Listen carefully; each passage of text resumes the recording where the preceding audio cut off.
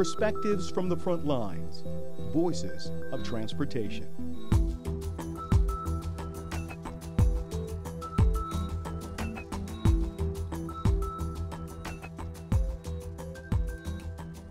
And our association represents the leading public port authorities throughout the Western Hemisphere. We have all of the leading ports throughout the United States, as well as Canadian, Caribbean, and Latin American ports. Our nation's seaports are really our economic lifeline to the rest of the world. They serve as the critical link between our U.S. surface transportation system and the international marketplace. Almost everything that we use on a day-to-day basis here in the U.S. comes through a port, and all of our exports, whether it's our American coal, American grain, etc., that's shipped internationally into the world markets, flow through our seaports.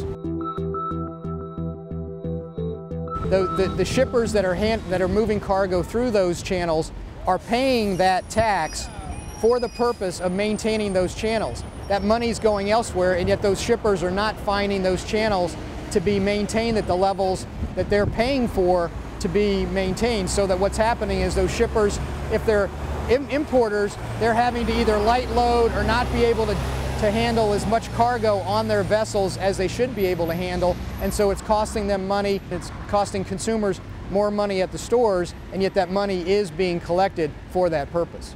We always recognize that it would be a challenge to meet the September 30th deadline of this year for the reauthorization, given the fact that you had a new Congress, a new administration, all the complexities in terms of policy as well as funding.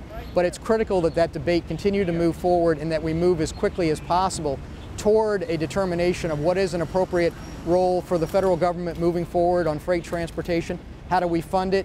And it's important to move that debate forward and to address those needs sooner rather than later, not only for the need of the system, but for the need of our economy. Throughout the freight community, as part of the Freight Stakeholders Coalition with AASHTO, AAPA, and many others, both the variety of modes as well as the shippers that use the system, we have a very good consensus position on the needs in terms of freight transportation. I think having that broad coalition can help the debate move forward, because you do have more of a common voice in terms of what's needed for freight transportation investment in this country.